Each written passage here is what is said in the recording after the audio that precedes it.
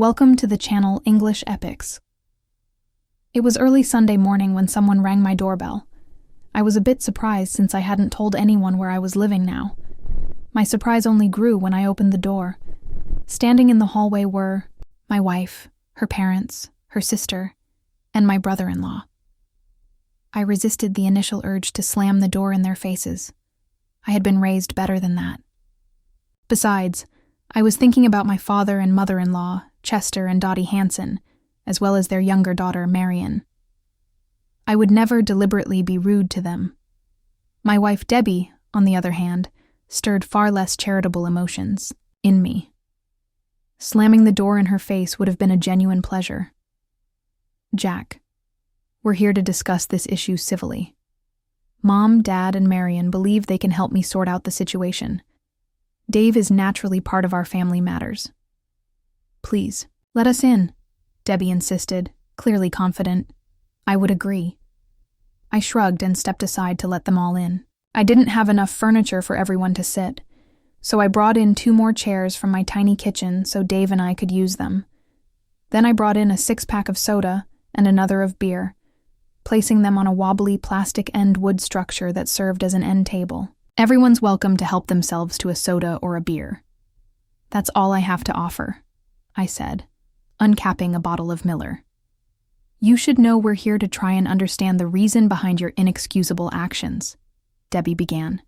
None of us thought you were the kind of man who would evade the truth and lie. We'd like to know why you did it, and whether you've come to your senses. Debbie's tone irritated me to no end, but I didn't respond the way I wanted to, at least not right away. Instead, I took a moment to consider her question. I looked at Dottie and tried to relax. She was tense and wringing her hands. It was clear. She was upset, and I didn't want to make things worse for her. Then I turned to Chester and saw anger on his face. That didn't surprise me. He was a good man who believed family was the most important thing in life. I noticed Marion's eyes were wet as she watched me, and Dave was reading the label on his beer can, carefully avoiding eye contact. I knew enough about how families work to be certain. Dave had been practically dragged into this meeting.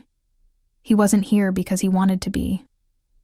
Well, Debbie, I'm sorry I've turned out to be such a disappointment to your whole family, but that doesn't change anything. I'm going through with the divorce. Your lawyer can discuss the details with mine. There's no need for drama. It's pointless, I added. You're really going to throw away nearly 20 years of marriage for some adulteress, Debbie demanded. That's not like you, Jack. You've always been responsible and level-headed. You never shirked your duties as a father and provider. This makes no sense. Blame it on good old-fashioned midlife crisis if that helps you sleep at night, Debbie. I replied.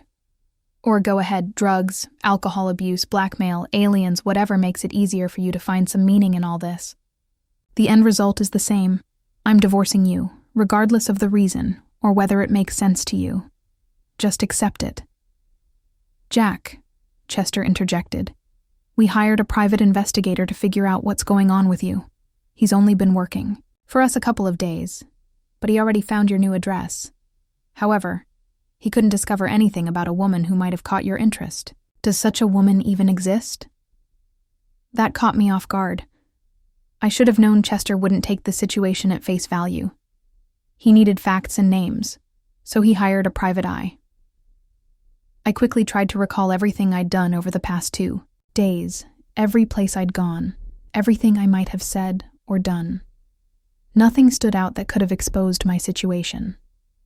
I hadn't spoken to anyone about my personal life. There was nothing anyone could have learned about me, beside from where I currently lived. I'm not sure what offends me more, Chester, being called a liar, or the fact that you apparently think I'm incapable of attracting a woman who might actually find me acceptable. I replied calmly. I don't owe anyone an explanation for my actions, and I certainly don't owe you the name of the woman I love. If there were another woman, she'd be a true lady, and I wouldn't drag her name into this mess. Chester didn't mean to call you a liar, or to suggest that you wouldn't be a wonderful catch for any smart woman, Jack, Dottie said, in a conciliatory tone. It's just that no one who knows you, truly knows you, can believe you would betray your marriage vows. You've always been a strong, dependable husband and father. Wanting a divorce just doesn't seem like you. We're worried, for a lot of reasons. I understand your confusion, Dottie. I'd give anything not to cause you or Chester any pain. But things happen, and people change, with the utmost respect for both of you. I'm telling you now I don't want to be your daughter's husband anymore. I wheezed, my throat suddenly dry. You all have to accept that. Jack, if you're just afraid to admit you made a mistake and want to come back, I'll forgive you. Debbie sobbed. I'll never throw this slip up in your face or use it to turn the kids against you. I promise. How about that? Debbie was ready to forgive me. She was willing to take back her unfaithful husband. Her statement caught me off guard. I had to ask myself a question. Why, Debbie? Why are you forgiving me and taking me back into your arms and into your bed? Why? Debbie repeated. Because we belong to each other, Jack. Because we made a promise to stay together nearly 20 years ago. Because the children need their father. That's why, Jack. I saw Marian flinch slightly at her sister's response. We must have both noticed the same thing. Debbie's reasoning lacked real conviction. And that's it, Debbie? I asked. You'll take me back just because we made a vow. Not because you actually still love me. You say the children need me, as if I'll suddenly stop seeing them once we're divorced. They're already old enough to carry that burden, and in a few years, they'll be completely independent. But even then, I won't abandon them. Don't fool yourself. I'll still be an important part of my children's lives. That, I promise. Of course I love you, Jack, Debbie declared. But you're acting so foolishly. I just don't want to pretend that your recent actions haven't hurt or upset me. You left me, maybe for another woman. How am I supposed to feel love for you in a situation like that? You obviously don't love me anymore, and that hurts. It hurts so much. I've always loved you. Debbie, I still do, but that's no longer enough. I have to keep living before life passes me by, and I suggest you do the same. I believe this meeting is just about over, I said quietly, with a note of sadness. Debbie, Marian, and Dottie were crying, wiping their eyes with tissues as I opened the door. Chester was frowning, and Dave, it seemed, felt a sense of relief. As Marian moved toward the door, she paused to give me a hug. I had always gotten along well with Debbie's younger sister, and I felt deeply ashamed that I had let her down. I could only hope she would never truly understand how much. Debbie was the last to leave. She looked heartbroken as she came up close to me, seeming to look straight into my soul. She appeared completely lost, as if searching my face for some kind of sign, some last chance. I simply nodded and gently guided her by the elbow toward the door. As soon as I managed to close and lock it behind them, I went to the medicine cabinet and took a couple of painkillers. Then I lay down on the bed, emotionally and physically exhausted. Eventually, I fell asleep. Fortunately for me, my job was extremely demanding. I can't imagine how I would have gotten through the next few weeks if I hadn't had something to distract me from my personal problems. I spent some time trying to determine whether anyone might be following me. I took different routes to and from work. From time to time, I made sudden sharp turns without signaling my intentions that I didn't see a single car turn off to follow me. Either the private investigator had dropped the case, or he was very good at what he did. It was Thursday evening, more than 2 weeks since Debbie's family had shown up at my door for that conference, when I got a call on my cell phone from Marian. I had changed phones and gotten a new number, so I was surprised she had it. I had only given it to my 2 sons, which made it clear that Marian had coaxed it out of one of them. "Jack!" Marian shouted into the phone. "Danny is missing." She didn't come home from school today. I've called every house I can think of, but no one's seen her. She never goes anywhere without calling. Have you seen her by any chance? Danny is Marian's 14-year-old daughter. She's a beautiful girl, but very shy and quiet. She also has an older brother and a younger sister, but she was always my favorite. Ever since she learned to walk, she would run up to me and wrap her little arms around my legs. Marion, Dottie, and Debbie often said that Danny never gave anyone much attention, but she always came to me. As she grew older, our bond only strengthened. I always made time to ask her about school and her friends. I played soccer with her and showed her how to catch in softball. Whenever we had family gatherings, Danny was usually somewhere near me. "No, Marion, I haven't seen her," I replied, concerned.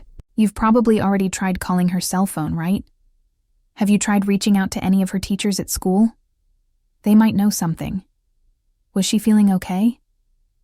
"She's been unusually quiet and withdrawn lately. Something's bothering her, but she doesn't want to tell me what it is, Jack. I even thought about asking you to talk to her." "She always opens up to you," Marion sobbed. "Can you think of where she might be?" "I can't, Marion," I replied.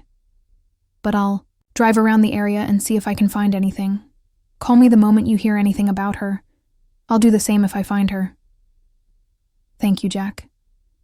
Marion sobbed again. "I knew you'd help."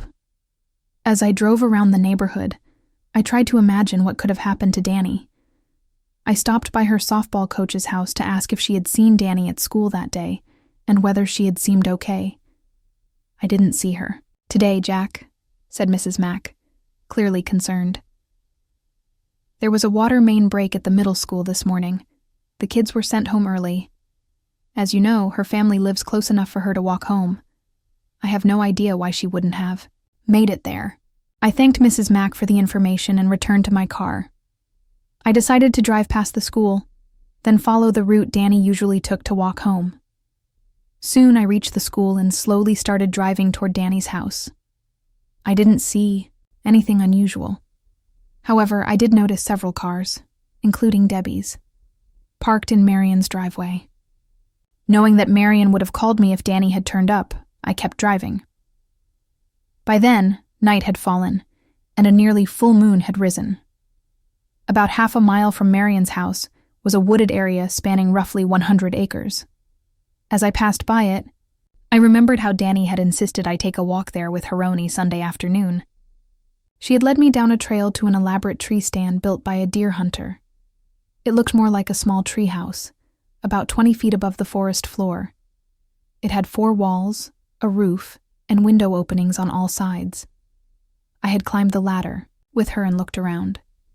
The furnishings included 2 chairs and a small army-style cot. Cans of beans and bottles of water were stored on a small shelf that looked like a makeshift pantry. Danny told me this was her personal space, like a private fortress. She came there whenever dealing with her brother and sister, her friends, or her parents became too overwhelming. She said no one else in her family knew about this little hideout. Since I had no other choice, I parked the car and found the trail that led to the tree. As I climbed the ladder, a sense of foreboding came over me. That's where I found Danny. She was asleep on the cot, but I couldn't get any response from her when I tried to wake her. I put my ear close to her mouth and caught the sound of very shallow breathing. Then, in the moonlight, I saw a prescription bottle. There wasn't enough light to read the label. I knew immediately that the situation was serious. I pulled my phone from my pocket and dialed 911. I briefly explained my concerns and gave them my location. The ambulance was about 20 minutes away, so I told the dispatcher I would drive her to meet them to save time. But the dispatcher instructed me not to move Danny, just in case she had sustained any physical injuries.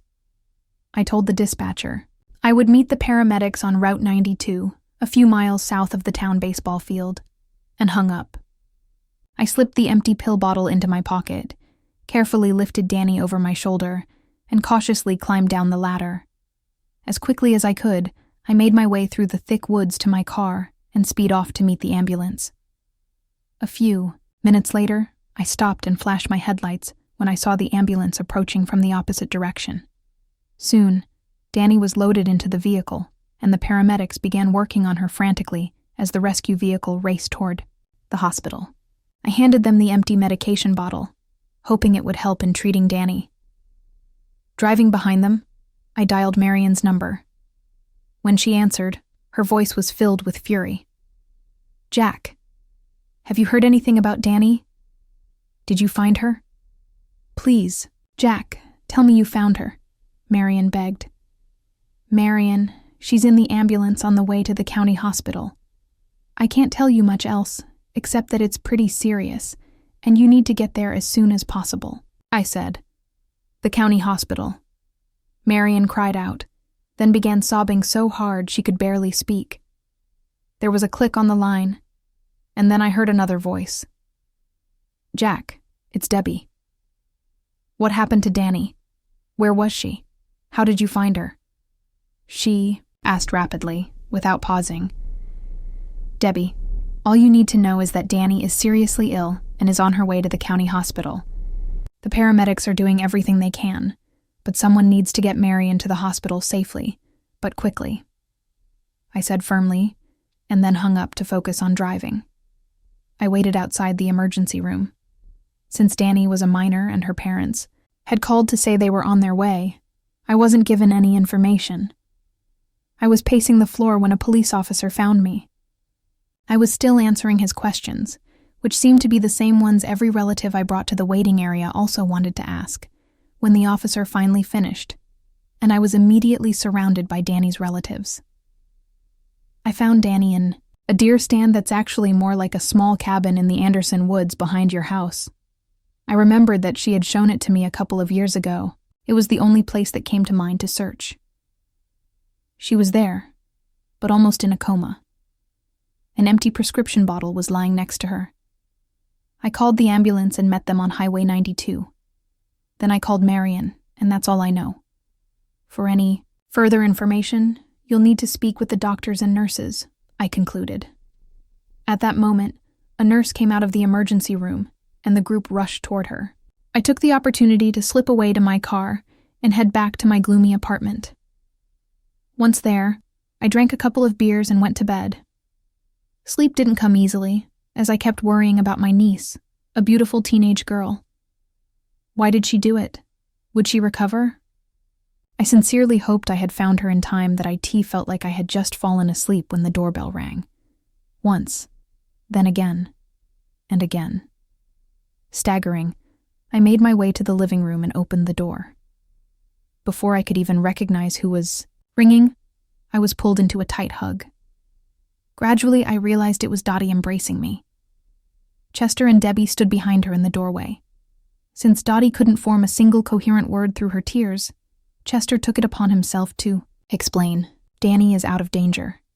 Dottie insisted that we come and thank you in person. Jack, our entire family owes you a great debt.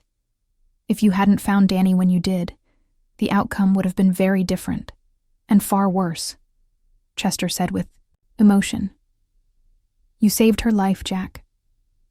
I felt tears streaming down my cheeks as I hugged Dottie back. I had done something good for Marion and her parents, and I had saved the life of a wonderful girl. It helped ease the burden of guilt I'd been carrying since asking for a divorce from their daughter. I noticed Debbie looking past me through the open door into my bedroom. My rumpled bed was in full view, clearly empty. I realized she was probably searching for evidence of a mistress. She definitely wouldn't find one here. Then Debbie stepped into the room and said, "Jack, this terrible event has brought us, and our family, closer together. Sometimes something very negative can end up creating something very good. This might be one of those moments, Jack. Why don't you come back home, where you truly belong? You had your space, your little fling, I suppose we can call it that. Now is the time to forgive and forget."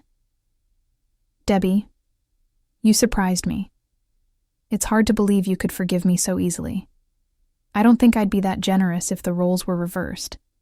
How can you live with someone you don't even trust? I asked. Jack, if you tell me it won't happen again, I'll have to believe you. I think you've realized how important your family is to you, Debbie reasoned.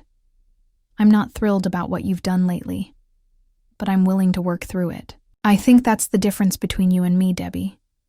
I believe that in a marriage or any partnership, There are certain boundaries. Both partners need to agree on them, and they need to honor them, I added. Our marriage can't be fixed. We need to move on and stop wasting time on what was or what could have been. Debbie let out a turned sharply and rushed out of the room. Dottie recoiled and looked at me as if I had two heads. Chester's face was red, and his anger was plain to see. You've always been stubborn, Jack, Dottie said. But you've also always been noble and dependable. Well, Dottie, it looks like I've changed, and probably not for the better, I said with a shrug. I find that interesting, Jack, Dottie replied, slowly shaking her head. I really do wonder why. After Debbie and her parents left, I decided to take a shower and get ready for work.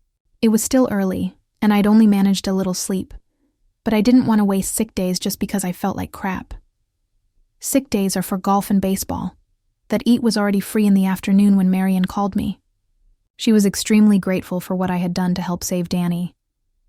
Jack, I don't know what's going on between you and Debbie, and I'm not even going to ask. I just want you to know that when it comes to me and Danny, you can do no wrong. I have no words to describe how I feel, Marion exclaimed. Believe me, Marion, I'm honored that you thought of me in such a difficult moment, and I'm glad I was able to help Danny. She's a wonderful girl, practically the daughter I never had. There's nothing I wouldn't do for her. That's exactly why I'm calling, Jack. I have another request. Danny is supposed to come home tomorrow. She's shutting us out and won't tell anyone why. She says she wants to live with you, Jack, Marion said. Do you have any idea what's going on? This is a complete surprise to me, Marion. We've always gotten along well, but I've never given her any reason to think she could leave her family and come live with me. There's nothing romantic between me and Danny, if that's what you're thinking, I stated firmly. It did cross my mind. I'm ashamed to admit it, Jack. But when I thought about everything I know about you, I realized that you would never take advantage of a sweet, vulnerable young girl. Or any woman, for that matter. You don't have another woman, do you?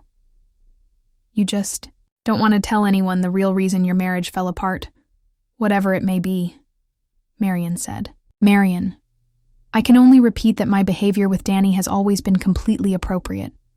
I would be deeply offended by any suggestion from anyone that it was otherwise. I'm sure Danny would say the same. She already has Jack. She was questioned by the police and Child Protective Services, Marion replied.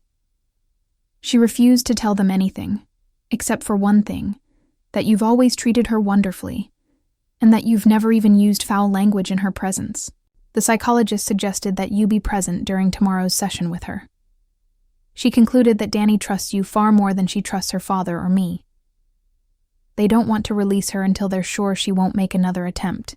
Jack, would you be willing to be in the room with us while she's being interviewed tomorrow? Marion, I'm not comfortable with that. I'm not her parent, and under the circumstances, I'm not exactly popular with the rest of your family. How does Dave feel about it? I asked. To be honest, he surprised me by objecting, Marion replied. He thinks that since you've chosen to leave the family, you shouldn't be involved with us anymore. I know you two were never close, but his attitude caught me off guard. Did something happen? Between you? That's a question you should ask him, Marion. I don't think I did anything that would cause hostility unless divorcing Debbie counts. But I doubt that's been keeping him up at night, I said with a touch of humor. But getting back to your request about being present at Danny's next interview, I think it's best if I don't attend. She's your daughter, and under your care. You'll handle it just fine. That same evening, I was visited by a woman, a police detective. From her questions, it was clear she believed I might know more about Danny's issues than I had initially admitted in my conversation with the officer at the hospital. She hinted that my close relationship with my niece might have been inappropriate. It was difficult to remain calm when she asked whether I had ever taken pleasure in the image of Danny naked. Then she asked if the real reason for my divorce was that I was attracted to young girls and could no longer respond to mature women. I threw the detective out, telling her I'd had enough of her sick fantasies, accusations, and insinuations. Maybe the job makes people assume the worst, but I couldn't help thinking she was the one who needed therapy. Some twisted freak. I heard that the next day, Danny returned home, but she still hadn't revealed the reason behind her suicide attempt. My informant, my younger son, a high school student, told me she had become extremely withdrawn and was required to attend therapy several times a week. Almost 2 weeks later, everything hit the fan. Lately, as had become my habit, I drank a few too many beers before bed. I usually sleep deeply, and the extra bottles only made that worse. But something caused me to wake from a dead sleep in the early morning hours. Suddenly, the lights came on, and I shot upright. Blinking several times and rubbing the sleep from my eyes, I saw a female detective standing in the doorway of my bedroom. Behind her stood a uniformed police officer and my landlord, still holding the keys in his hand. "What the hell?" I shouted. "Are you out of your minds? You can't just barge in on a law-abiding citizen. I want your badge numbers. And on top of that, I'm going to sue your Airy. You're under arrest," the detective announced with barely concealed glee. "This officer will read you your rights. Then we're throwing your perverted in jail." At that moment, I felt someone's arms wrap around my neck from behind, nearly making me crap the bed. With very real fear, I turned my head to see whose hands they were. "Uncle Jack," Danny sobbed. "I just wanted to stay with you. I'm sorry if I got you in trouble." How the hell did Danny end up in my bed? I tried to focus on the previous evening. I had a few beers, okay, maybe too many, and went to sleep. Up until this moment, I hadn't even seen Danny. I hadn't let her into my apartment, and I certainly hadn't invited her into my bed, just when it seemed like things couldn't possibly get any worse. Marion, Dave, Debbie, and her parents all entered my now overcrowded bedroom. Dave looked absolutely furious. "You sick." Dave growled, trying to push past the police officer, to get to me. "She's just a kid, you." Fortunately, for Dave, for me, or maybe for both of us, the officer managed to hold him back. Dave calmed down just enough to pretend he wanted to break free, while the officer restrained him. Still, his insults didn't lose any intensity. My confusion quickly turned into rage. How the hell does a man get into trouble for sleeping alone in his own bed? Dave's name-calling and accusations had pushed me too far. Who the hell did he think he was? "You cowardly." I snapped, getting out of bed.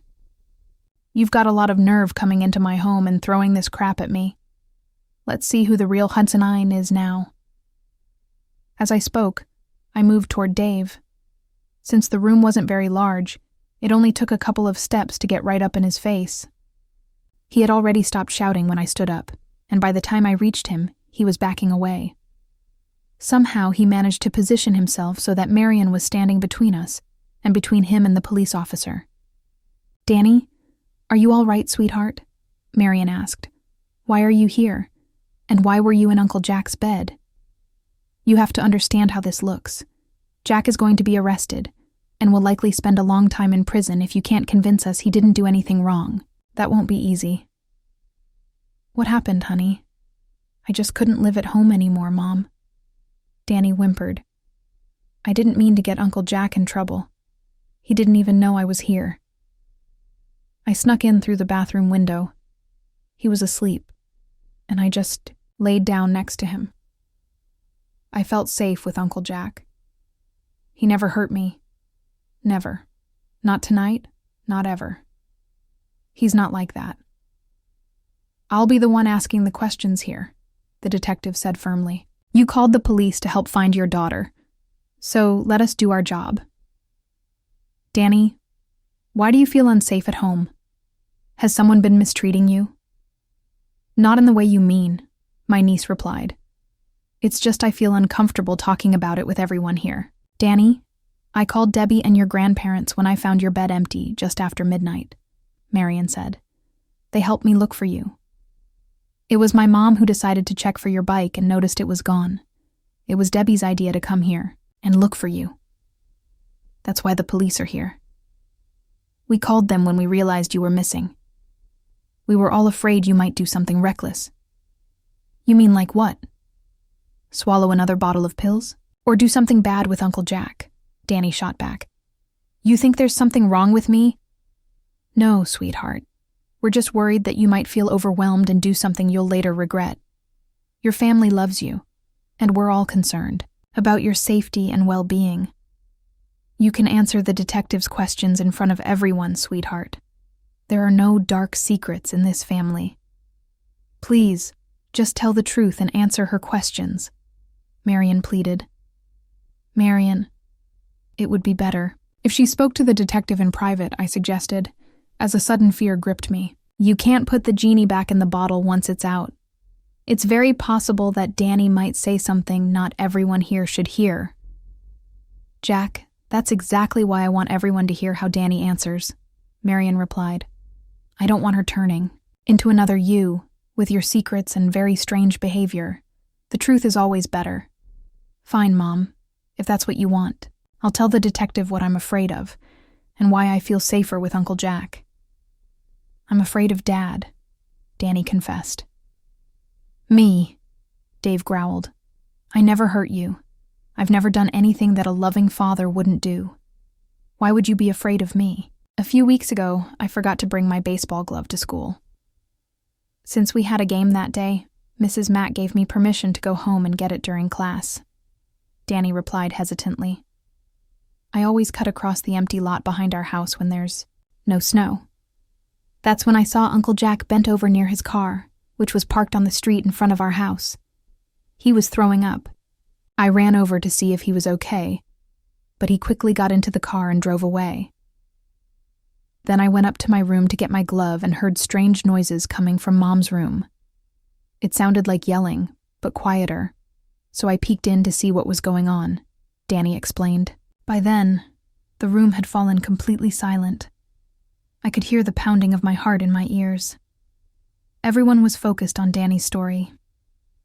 Dave was starting to look noticeably paler. "Dad was there without any clothes on," Danny said, her voice trembling. "He was saying awful things to a woman while hitting her hard. She wasn't dressed either. She was yelling at him not to stop and to keep going, in a way that made me really uncomfortable. Then Dad, he just did what she asked, but way too aggressively. She kept making noises like she was in pain." "Oh my God," Marion gasped, stunned. "Your father did that? Are you sure it was him, Danny? Do you know who the woman was?" "Of course it was Dad. I saw him clearly, and I recognized his voice." Then he grabbed the woman by the hair, lifted her head, and I saw her face.